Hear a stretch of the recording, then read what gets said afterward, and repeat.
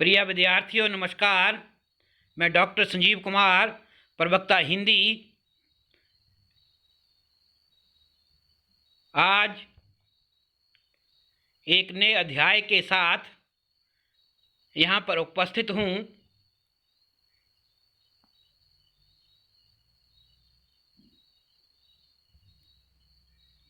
आज हम कक्षा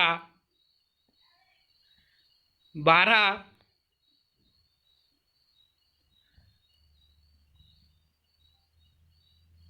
विषय हिंदी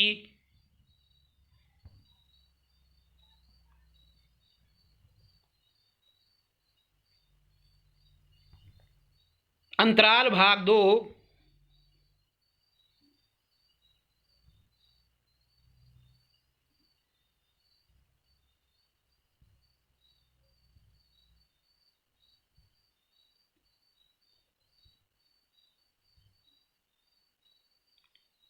के हिंदी गद्य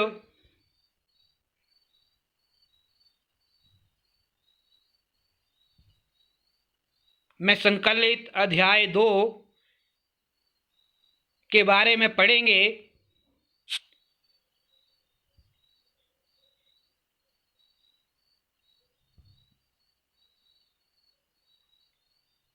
सुप्रसिद्ध कथाशिल्पी संजीव,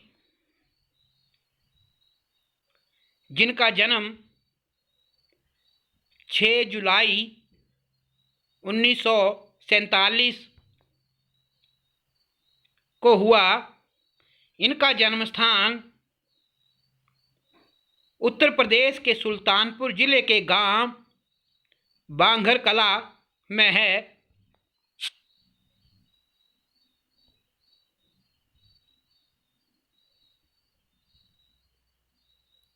जनधर्मी कथाशिल्पी संजीव की सुप्रसिद्ध कहानी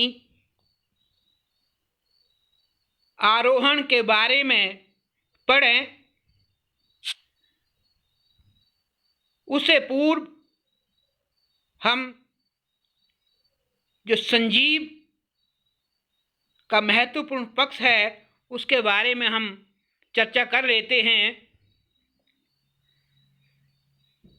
कथाशिल्पी संजीव हिंदी कथा साहित्य के छठे दशक के दौर के बाद के कथा साहित्य में जनवादी कथा आंदोलन के साथ साथ विकसित साहित्यिक पीढ़ी के प्रमुख जनधर्मियों में से एक हैं।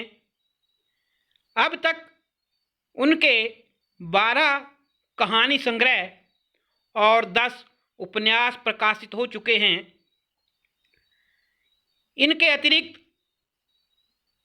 बाल उपन्यास एवं कुछ अन्य रचनाएं भी प्रकाशित हैं। कहानी एवं उपन्यास दोनों विधाओं को लेकर अनेक लेखक साहित्य सृजन करते रहे हैं, परंतु दोनों में समानता की कमी रही है। कुछ लेखक कहानीकार के रूप में स्थापित हो जाते हैं तो कुछ का उपन्यासकार का रूप उभर कर सामने आता है। संजीव मुंशी प्रेमचंद व जैनेन्द्र कुमार की आगे की पीढ़ी के कथाकार हैं। पर्वतारोहण आज के समय में विद्यालयों, महाविद्यालयों व विश्वविद्यालयों के पाठ्यक्रमों में अपना स्थान पा चुका है। इन विषयों पर लोग शिक्षा ग्रहण करके अपनी आजीविका चला रहे हैं। यात्रा पर कहानी आरोहण में संजीव जी ने पर्वतारोहण की जरूरत और उसकी उपयोगिता को रेखांकित किया है।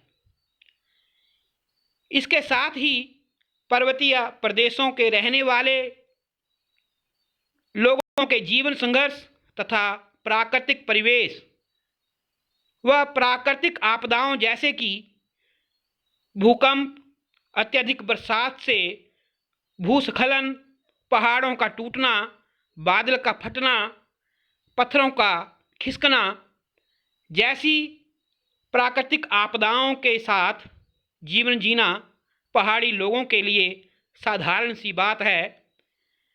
प्राकृतिक आपदाओं से दो दो हाथ करना पहाड़ों पर जीवन यापन करने वाले लोगों की दिनचर्या का भाग है।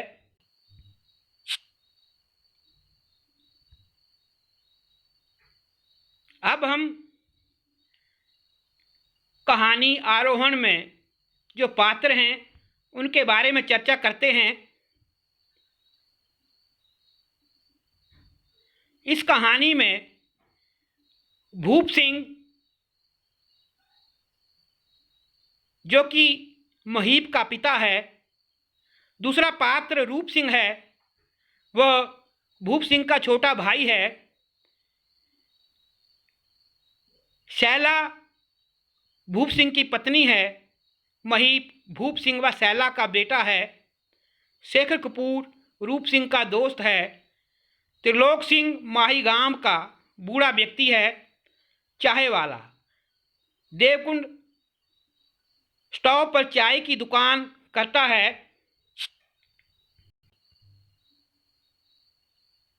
अब हम इस कहानी का जो प्रमुख पात्र है भूप सिंह, उसके बारे में बात करते हैं।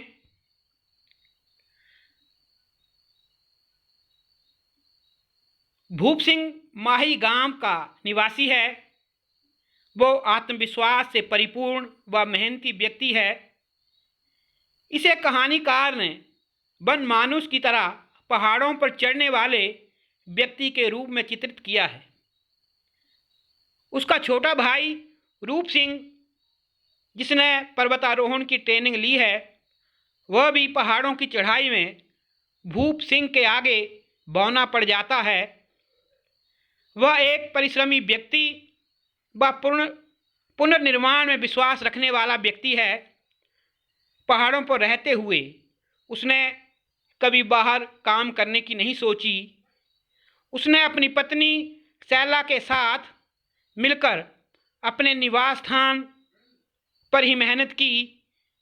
इसका परिणाम है कि भूप सिंह ने शैला के साथ मिलकर भूकंप में हिमांग व जमीन धंस जाने के कारण सब समाप्त होने के बाद भी फिर से रहने योग्य घर व खेत तैयार कर लिए थे। वह दृढ़ निश्चय वाला व्यक्ति है। उसकी पत्नी शैला सूपी नदी में कूदकर आत्महत्या कर लेती है। बेटा महीप इसके लिए अपने पिता भूप सिंह को दोषी मानता है। इस कारण महीप अपने पिता से घृणा करता है। भूप सिंह ने सरल जिंदगी के स्थान पर मुश्किलों भरा जीवन व्यतीत किया है, परंतु उसने परिस्थितियों से कभी हार नहीं मानी।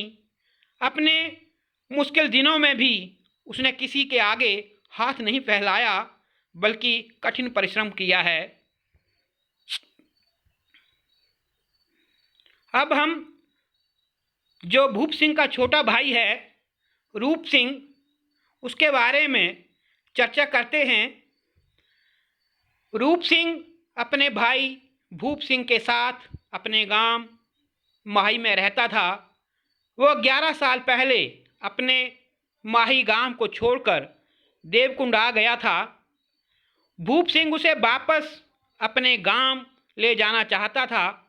उसने रूप सिंह का हाथ पकड़कर उसे समझाकर वापस घर ले जाने की असफल कोशिश भी की, परंतु रूप सिंह उसे धक्का देकर भाग गया। रूप सिंह किसी अज्ञात व्यक्ति के साथ देवकुंड से किसी दूसरे स्थान पर चला गया। वह व्यक्ति शेखर कपूर का पिता था। रोजगार हेतु लोग नौकरी की तलाश में घर छोड़कर जाते हैं। वे यह कार्य सर्वसम्मति से करते हैं। रूप सिंह जब छोटा था तो उसने अपने पिता भाई को कुछ नहीं बताया और एक साहब के साथ चला गया। आज वह 11 वर्षों के बाद घर को लौट रहा था। आज वह एक अलग प्रकार की आत्मग्लानि, लज्जा, झिझक व शर्म महसूस कर रहा था। उसे अपने बचपन की स्मृतियाँ, गांव की घटनाएं एक एक करके याद आ रही थी। यहाँ आने पर जहाँ उसमें अपनत्व की भावना थी, वहीं उसे अपने इस कार्य के कारण शर्म आ रही थी। वह समझ नहीं पा रहा था कि वह घर वालों को कैसे बताए, इसलिए उसके मन में एक अलग ही प्रकार की झिझक की भावना भी पनप रही थी। रूप सिंह के बाद इस कहानी की जो प्रमुख पात्रा है शैला, अब हम उसके बारे में चर्चा कर लेते हैं। शैला भूप सिंह की पत्नी थी। वह बहुत ही मेहनती थी। वह माही गांव की अन्य महिलाओं की तरह भोली भाली व अशिक्षित महिला थी। उसने भूप सिंह के साथ शादी की थी। उसने भूप सिंह के साथ मिलकर असंभव को संभव बना दिया। सबसे पहले उसने भूप सिंह के साथ मिलकर वह मलबा हटाया जो भूस्खलन के कारण आया था। शैला और भूप दोनों ने मिलकर खेतों को ढलवा बनाया ताकि पानी व बर्फ उसमें अधिक समय तक जम न पाए। उन दोनों ने अथक परिश्रम से खेत तैयार हो गए तो उनके सामने पानी की समस्या आई। अतः उन्होंने झरने का रुख मोड़ने की सोची। इस तरह से दोनों ने खेतों में पानी की समस्या का हल कर दिया। सर्दियों के समय में झरना जम जाता था तो उसे वे आग की गर्मी से पिघला देते और खेतों में पानी का इंतजाम करते। इस तरह शैला ने भूप सिंह के साथ मिलकर अपनी मेहनत से नई जिंदगी की कहानी लिखी। शैला वो सब कुछ करने में सक्षम थी। भूप सिंह ने दूसरी शादी कर ली, जिस कारण पति भूप सिंह से उसे इसके बदले में धोखा ही मिला। भारतीय समाज में महिला बड़े से बड़ा कष्ट उठा सकती है, लेकिन सौतन का भार नहीं। इस कारण अंत में वह अपने पति के धोखे से हार जाती है। ऐसा जीवन किस काम का जिसमें मानसिक और शारीरिक कष्ट मिले। वो अपने पति से ईमानदारी की आशा नहीं रख सकती थी। जब वह मजबूर हो गई तो उसने सूपी नदी में कूदकर आत्महत्या कर ली। वैसे भी पहाड़ की महिलाएं मेहनती, पतिव्रता, ईमानदार व कर्तव्यनिष्ठ होती हैं। अब हम इस कहानी के पात्र महीप के बारे में बात करते हैं। महीप भूप सिंह व शैला का बेटा है। उसके पास 2 घोड़े हैं जिन पर वह सैलानियों को बैठाकर देवकुंड से सरगी, डाक बंगला, मशरूम सेंटर व माही गांव तक ले जाने का काम करता है। वह देवकुंड में ही रहता है। वह बाल मजदूरी करता है।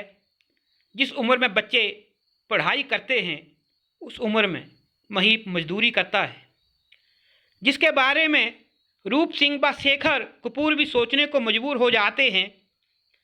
रूप सिंह व शेखर कपूर महीप के बारे में जानना चाहते हैं, परंतु महीप अपने बारे में उन्हें कुछ भी नहीं बताता। वैसे भी महीप जान गया था कि रूप सिंह रिश्ते में उसका चाचा है। रूप ने रास्ते में कई बार भूप सिंह और शैला के बारे में बात की थी। वह कुछ कुछ समझ गया था कि रूप सिंह कौन है। वह उसे अपने विषय में बताना नहीं चाहता था और ना ही अपने विषय में कोई बात करना चाहता था। अतः जब भी रूप सिंह महीप से उसके विषय में कुछ पूछता तो वह बात को टाल देता था। वो अपने माँ के साथ हुए अन्याय को बताना नहीं चाहता था। उसकी माँ ने अपने पति द्वारा दूसरी स्त्री घर लाने के कारण आत्महत्या कर ली थी। इससे वह दुखी था। महीप ने इसी कारण अपना घर व माहीगाम छोड़ दिया था। अब हम एक अन्य पात्र शेखर कपूर के बारे में चर्चा करते हैं। आरोहण कहानी में शेखर कपूर को रूप सिंह के गॉडफादर का बेटा, दोस्त, IAS ट्रेनी व एक सैलानी के रूप में कहानीकार संजीव ने चित्रित किया है। शेखर रूप सिंह के साथ माहीगांव आया। वह पहाड़ी लोगों के जीवन, उनके रहन सहन व पहाड़ों की ऊंची चोटियों को देखकर बहुत प्रभावित होता है। शेखर रूप सिंह के पहाड़ों पर बनी चट्टानों के बारे में जानकारी प्राप्त करता है। जैसे ग्रेनाइट यह बहुत सख्त पत्थर होता है। इसकी चट्टान भूरे रंग की होती है, लेकिन उसमें गुलाबी रंग की आभा होती है। बसाल्ट इस पत्थर का निर्माण ज्वालामुखी के फटने के कारण बने लावा से होता है। परतदार पत्थर यह बारीक कणों के रूपांतरित सेलों के कारण बनता है। संगमरमर या चूना पत्थर के बदलने से बनता व मुलायम होता है। शेखर को यह भी ज्ञात हो जाता है कि पहाड़ी जीवन की कठिनाई को इसी बात से समझ सकते हैं कि यहाँ पर पहाड़ स्थित हैं। जहाँ पर पहाड़ होंगे वहाँ पर यातायात के साधन लोगों को उपलब्ध करवाना कठिन हो जाता है। रास्ते, सड़कें, यातायात के साधनों को बनाने में यहाँ बरसों लग सकते हैं, क्योंकि पहाड़ों पर नए उपकरण व मशीनरी पहुँचाना कठिन कार्य है। वह त्रिलोक, भूप सिंह व महीप से काफ़ी प्रभावित होता है। अब हम कहानी के एक अन्य पात्र त्रिलोक के बारे में बात करते हैं। त्रिलोक माहीगाम का बूढ़ा व्यक्ति है। आरोहण कहानी को आगे बढ़ाने या गति प्रदान करने के लिए इस पात्र की रचना की है। त्रिलोक की संवाद अदायगी से कहानीकार ने पहाड़ी जीवन के रहन सहन, वेशभूषा, खान पान के माध्यम से आंचलिकता को दर्शाया है। रूप सिंह त्रिलोक रूप सिंह व शेखर से ग्रामीण भाषा में बातचीत करता है। इसी कहानी का एक अन्य गौण पात्र चाय वाला है। चाय वाला के रूप में जिस पात्र का संयोजन कहानीकार ने किया है वह देवकुंड में चाय बेचता है। चाय वाला ही महीप को रूप सिंह व शेखर से मिलवाता है। उसने ही माहीगाम तक घोड़ों पर ले जाने के लिए महीप से मात्र 100 रुपये में बात करवाई।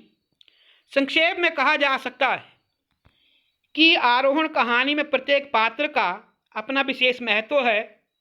इस कहानी के पात्रों के संयोजन के आधार पर संजीव द्वारा रचित कहानी आरोहण को हम एक सफल कहानी मान सकते हैं।